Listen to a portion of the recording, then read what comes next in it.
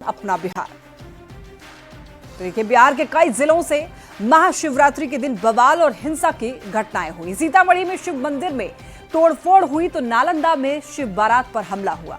ऐसे में सवाल है कि धार्मिक जुलूस पर बार बार पत्थरबाजी क्यों, और क्यों ऐसी घटनाओं को रोकने में फेल हो जाती है पुलिस।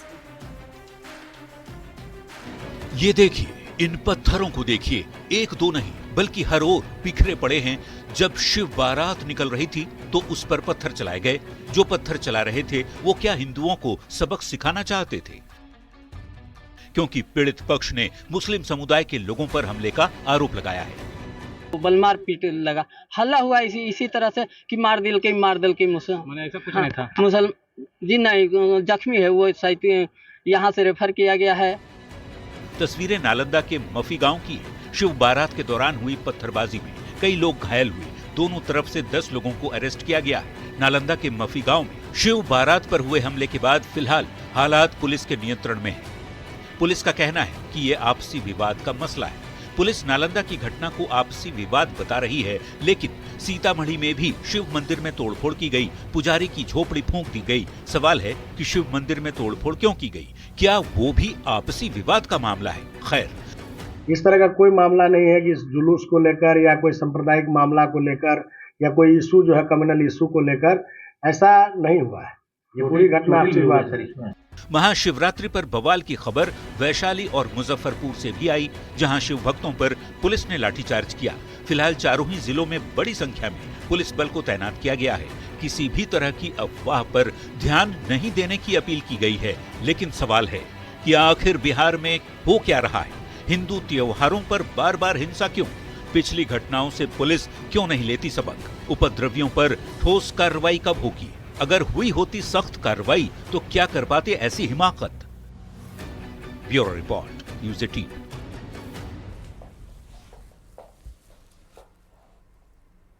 नीतीश मंत्रिमंडल में बीजेपी कोटे से मंत्रियों का पद भरे जाने के बाद विभागों का बंटवारा कर दिया गया है। नए मंत्रियों को विभाग मिलने के साथ कुछ पुराने मंत्रियों के भी विभाग बदले गए। हालांकि जेडीयू कोटे के मंत्रियों के विभाग में कोई बदलाव नहीं हुआ है। ईश्वरक शपथ लै छी, मैं इसी द्वारा स्थापित भारतक संविधानक प्रति सच्ची श्रद्धा और निष्ठा रखूंगा। बुधवार यानी 26 फरवरी को नीतीश मंत्रिमंडल का विस्तार हुआ। बीजेपी कोटे से 7 नेताओं ने मंत्री पद की शपथ ली और अगले ही दिन विभागों का बंटवारा हो गया। समय तो कम है लेकिन अवसर बड़ा है, और समय कम हो सकता है लेकिन रिजल्ट हम बेहतर देने का काम करेंगे। जेडीयू कोटे के सभी 13 मंत्रियों के विभाग में कोई फेरबदल नहीं हुआ है, लेकिन बीजेपी कोटे के कई मंत्रियों के विभाग बदले गए हैं। डिप्टी सीएम सम्राट चौधरी को छोड़कर बीजेपी कोटे के कमोबेश सभी मंत्रियों के विभागों में कुछ न कुछ बदलाव किया गया है। दूसरे डिप्टी सीएम विजय सिन्हा से 2 अहम विभाग, पथ निर्माण और कला संस्कृति एवं युवा विभाग वापस ले लिया गया है। अब उनके पास कृषि एवं खान भूतत्व विभाग का प्रभार है। जीवेश मिश्रा को नगर विकास विभाग मिला है, जो अब तक नितिन नवीन के पास था, जबकि नितिन नवीन को पथ निर्माण दे दिया गया है। ये विभाग इनके पास पहले भी रह चुका है। वैसे अभी पथ निर्माण विभाग विजय सिन्हा के पास था। प्रेम कुमार को सहकारिता विभाग, रेणु देवी को पशु एवं मत्स्य संसाधन विभाग, मंगल पांडे को स्वास्थ्य के साथ विधि विभाग दिया गया है। मंगल पांडे के पास पहले कृषि विभाग भी था, जो अब विजय सिन्हा के पास चला गया है। नीरज कुमार बबलू के पास पीएचईडी रहेगा। नीतीश मिश्रा के पास उद्योग विभाग है। जनक राम के पास SC/ST कल्याण विभाग रहेगा। हरि सैनी को पिछड़ा अति पिछड़ा कल्याण विभाग दिया गया है। पहली बार मंत्री बने संजय सरावगी को दिलीप जायसवाल वाला विभाग राजस्व एवं भूमि सुधार दिया गया है। सुनील कुमार को वन एवं पर्यावरण, राजू सिंह को पर्यटन विभाग, मोतीलाल प्रसाद को कला संस्कृति विभाग मिला है। विजय मंडल को आपदा प्रबंधन विभाग और कृष्ण कुमार मंटू को सूचना प्रौद्योगिकी विभाग का जिम्मा दिया गया है। माननीय मुख्यमंत्री जी ने जो भी काम दिया है, जो भी विभाग दिया है, ईमानदारी से उसका काम करेंगे, बिहार का विकास करेंगे। बीजेपी कोटे के मंत्रियों के अलावा हम के संतोष सुमन के विभागों में भी कटौती की गई है। संतोष सुमन के पास सूचना प्रौद्योगिकी, लघु जल संसाधन और आपदा प्रबंधन, ये 3 विभाग थे। इसमें से आपदा प्रबंधन विजय मंडल को तो सूचना प्रौद्योगिकी विभाग कृष्ण कुमार सिंह उर्फ मंटू सिंह पटेल को दिया गया। मतलब अब संतोष सुमन के पास सिर्फ लघु जल संसाधन विभाग ही बचा है। माना जा रहा है कि परफॉर्मेंस के आधार पर ये बदलाव किए गए हैं, लेकिन विभागों के बंटवारे के बाद ये सवाल भी उठने लगा है कि क्या बीजेपी के पुराने मंत्रियों के विभागों को बदला जाना किसी रणनीति का हिस्सा है या फिर पावर गेम। न्यूज 18 के लिए शैलेंद्र कुमार और रवि एस नारायण के साथ ब्यूरो रिपोर्ट। बिहार में मंत्रिमंडल विस्तार पर सियासत तेज हो गई है। आरजेडी ने नीतीश कुमार पर निशाना साधते हुए कहा है कि जिन पर संगीन मामले हैं उन्हें मंत्री बनाया गया। सीएम को यह भी पता नहीं है कि किस पर क्या केस है। आरजेडी के आरोप पर एनडीए ने पलटवार किया है। कहा कि ऐसे लोगों को मंत्री बनाना आपकी मजबूरी बन गई।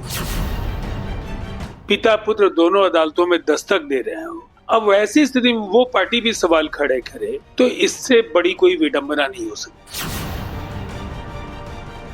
बिहार में मंत्रिमंडल विस्तार सियासी सुर्खियों में है। मंत्रिमंडल विस्तार के बाद एनडीए उत्साहित है तो आरजेडी ने इस विस्तार पर सवाल खड़े कर दिए हैं। आरजेडी का कहना है कि विभाग के बंटवारे पर सीएम नीतीश की नहीं चली। जिन पर संगीन मामले हैं उन्हें मंत्री बनाया गया। सीएम को ये भी पता नहीं कि किस पर क्या केस है। आरजेडी की तरफ से मंत्रिमंडल विस्तार पर सवाल उठाने के बाद जेडीयू ने जोरदार पलटवार किया है। नीतीश कुमार जी, आपकी आभा कहां गई?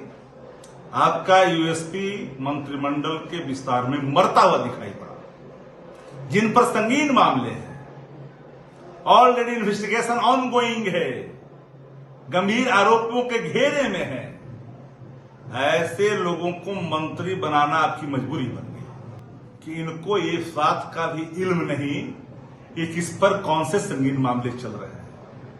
तो जिस पार्टी के सुप्रीमो सजा याफ्ता हूं, जानवरों का चारा खाने का आरोप लगा, उस आरोप में सजा याफ्ता होने के बाद अब जॉब लैंड फॉर जॉब के मामले में पिता पुत्र दोनों अदालतों में दस्तक दे रहे हो। तेजस्वी यादव नेता प्रतिपक्ष हैं। अब वैसी स्थिति में वो पार्टी भी सवाल खड़े करे तो इससे बड़ी कोई विडंबना नहीं हो सकती है। मंत्रिमंडल विस्तार पर आरजेडी के सवाल उठाने के बाद बिहार की सियासत गरमाई हुई है। सीएम नीतीश पर निशाना साधने के बाद बीजेपी ने आरजेडी पर हमला बोला। बीजेपी ने कहा कि आरजेडी के पास कोई मुद्दा ही नहीं है। आरजेडी मुद्दा विहीन है। चाल चरित्र चेहरा की बात करने ये शब्द आरजेडी के मुंह से शोभा नहीं देते। पारदर्शिता के साथ अपराध और भ्रष्टाचार पर लगाम लगाते हुए विकसित बिहार बनाने की ओर कदम बढ़ाएगा। ये डबल इंजन की सरकार डबल गति से, दोहरी गति से विकास की गाड़ी को आगे बढ़ा रही है। और अभी जो आदरणीय मुख्यमंत्री जी ने नए सदस्यों को अपने मंत्रिमंडल में शामिल किया है। नीतीश मंत्रिमंडल में बीजेपी कोटे से मंत्रियों का पद भरे जाने के बाद अब विभागों का बंटवारा भी कर दिया गया है। लेकिन मंत्रिमंडल विस्तार पर सियासत है जो थमने का नाम ही नहीं ले रही। आरजेडी ने बीजेपी कोटे के नए मंत्रियों पर सवाल उठाए हैं, लेकिन एनडीए इस विस्तार से पूरे आत्मविश्वास से भरी हुई है।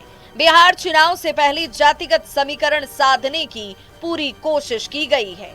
नीतीश कुमार ने बीजेपी से 7 मंत्री बनाकर नया दांव खेल दिया है। न्यूज 18 के लिए पटना से रवि एस नारायण के साथ धर्मेंद्र कुमार, मुजफ्फरपुर से प्रियांक सौरभ, दिल्ली से अमितेश सिंह की रिपोर्ट। बिहार में मंत्रिमंडल विस्तार पर लगातार सवाल उठ रहे हैं। कांग्रेस के प्रदेश प्रभारी कृष्णा लावरू ने मंत्रिमंडल विस्तार पर सवाल उठाते हुए कहा कि ये हिस्ट्री सीटरों का विस्तार है। जिन्हें जेल में रहना चाहिए उन्हें मंत्री बना दिया गया। तो वीआईपी पार्टी ने कहा कि हत्या समेत 12 गंभीर मामले दर्ज होने के बाद भी राजू सिंह को मंत्री बना दिया गया। विपक्ष के आरोप पर एनडीए ने पलटवार किया है। मंत्रिमंडल का विस्तार तो मैं नहीं कहूंगा, ये हिस्ट्री शीटरों का विस्तार है। मंत्री जिनको बनाया है उसको बड़े से बड़े जेल के अंदर रहना चाहिए था।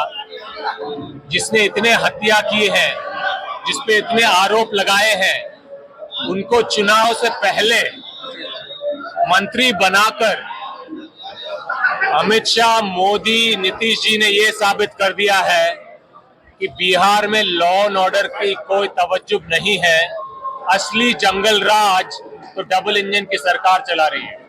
जिस तरह से दागी हमारे राजू सिंह जो हमारे वीआईपी पार्टी के जो विधायक थे, जिस तरह से भारतीय जनता पार्टी ने उसको खरीदा कि जिस के पास आज के दिन में, राजू सिंह के बारे में बोल रहा हूँ, जिसके पास 302 का मुकदमा, 302 का मुकदमा, कैसा मुकदमा, एक महिला को गोली मारने का और हत्या का मुकदमा, और एक बार वाला थी उसको इन्होंने गोली मार दिया अपने फार्म हाउस में, उसका मुकदमा। पटना में 420, 12 सीरियस मामला उन पर दर्ज है। कहाँ गया देश का आईबी, कहाँ गया स्पेशल ब्रांच? और जिस समय ओथ हो रहा था, आदरणीय नीतीश कुमार जी जो हैं ताली बजा रहे थे। उनको तो पूछना चाहिए लालू जी को बारे में कि वो कितने बार जेल गए हैं, कितने बार निकले हैं, और आज भी कितने मामले उन पर और उनके परिवार पर या उनके इर्द गिर्द रहने वाले उनके करीबियों पर है। इसके बारे में उनको जानकारी लेना चाहिए। और जिस तरह से गठबंधन करके और उनको बढ़ावा दे रहे हैं, अब बढ़ाते बढ़ाते ये स्थिति हो गया कि कांग्रेस ही यहाँ से विलुप्त हो गया है। ऐसे पार्टी का अगर कोई प्रभारी कुछ बोल रहे हैं बिहार में आकर के, तो इसका कोई भी असर दूर दूर तक बिहार में नहीं पड़ने वाला। कांग्रेस के लोगों को भ्रष्टाचार पे बोलने का कोई अधिकार नहीं है। कांग्रेस पार्टी का दूसरा नाम है भ्रष्टाचार, जिसने देश को वर्षों तक लूटने का काम किया, देश के जनता को लूटने का काम किया, देश के खजाने को लूटने का काम किया, उसको भ्रष्टाचार पर बोलने का कोई अधिकार ही नहीं है। और उनका जो गठबंधन है, जो लोग यहाँ उनके नेता हैं, तो सजावार रहे हैं, सब लुटेरे हैं। सब लूटने वाला आरोप लगा रहा है जो भारतीय जनता पार्टी के जो हमारे मंत्री बने हैं, जो मजबूती से काम कर रहे हैं। बिहार नीतीश कुमार के बेटे निशांत पर बिहार में सियासी सरगर्मी तेज है। जेडीयू विधायक गोपाल मंडल ने निशांत को लेकर बड़ा बयान दिया। गोपाल मंडल ने कहा कि अगर निशांत कुमार को राजनीति में नहीं लाया गया तो जेडीयू समाप्त हो जाएगा। नीतीश कुमार के बाद जेडीयू में कोई ऐसा चेहरा नहीं है जो पार्टी को संभाल सके। गोपाल मंडल के बयान के बाद अब बिहार की सियासत गरमाई हुई है। इस बार तो नीतीश कुमार का चेहरा लेके लड़ जाएंगे, अगले बार कौन लड़ेगा? तो निशांत को लाया जाए।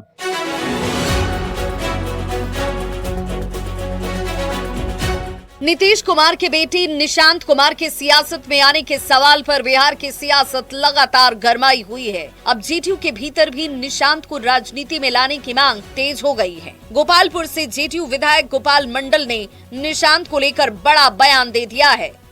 अब की बार तो नीतीश कुमार का चेहरा लेके लड़ जाएंगे, अगले बार कौन लड़ेगा? तो निशांत को लाया जाए।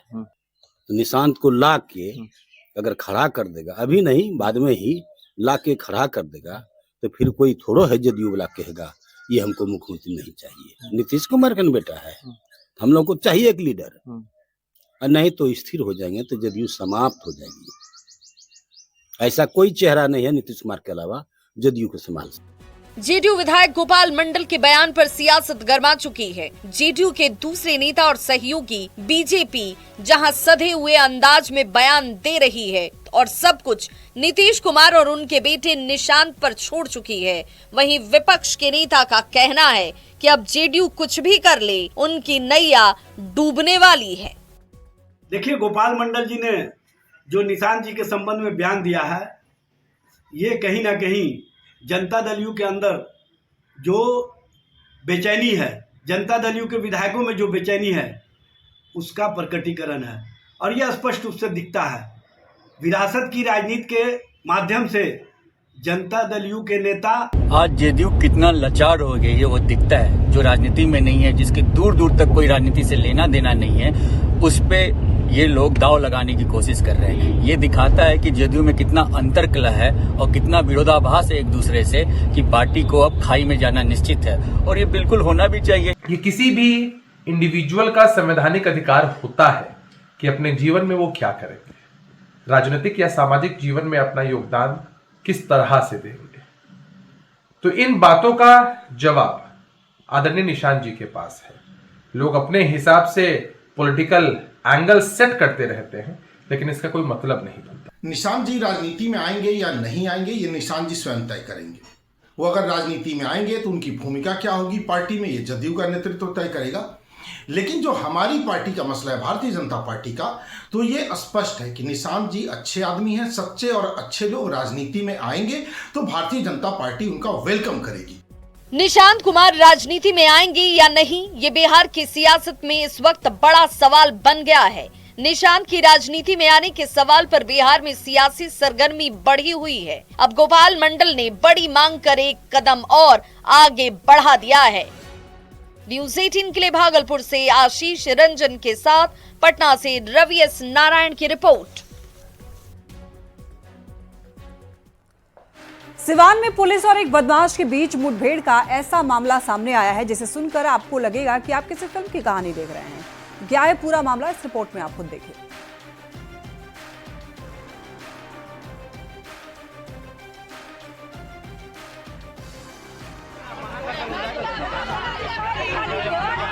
ये भीड़ और हंगामा हो रहा है एक ऐसी घटना के बाद जिसने पूरे इलाके में दहशत का माहौल कायम कर दिया। तस्वीर है सीवान के महाराजगंज थाना क्षेत्र के इंदौली गांव की। बताया जा रहा है कि पुलिस ने प्रमोद यादव को एक दिन पहले गिरफ्तार किया था। पुलिसिया पूछताछ में प्रमोद यादव ने बताया कि उसने अपने घर के पास कुछ हथियार छिपाकर रखे। हथियार बरामद करने पुलिस उसे इंदौली गांव लेकर पहुंची। उसने भूसे के ढेर से हथियार निकाले और पुलिस पर ही फायरिंग कर दी। ग्राम इंदौली से गिरफ्तार किया गया। उसके द्वारा अपने कन्फेशन में विभिन्न घटनाओं में प्रयुक्त हथियार को अपने घर के पीछे पिटारी में छुपाए जाने की बात बताई गई। तत्पश्चात पुलिस टीम द्वारा बरामदगी हेतु उसे लेकर वहां जाया गया, जहां पर मौका देखकर छुपाए हुए हथियार से ही फायर करते हुए भागने की कोशिश की गई। जवाबी कार्रवाई में पुलिस ने भी फायरिंग की। एक गोली प्रमोद यादव के पैर में लगी और वो गंभीर रूप से घायल हो गया। प्रमोद के घर वालों ने पुलिस की कार्रवाई पर सवाल उठाए हैं। गोली मार का तुरंत बैठा हुआ गाड़ी में, ये महाराज गंदा थाना रहे और कोई को थाने का गाड़ी रहे सब।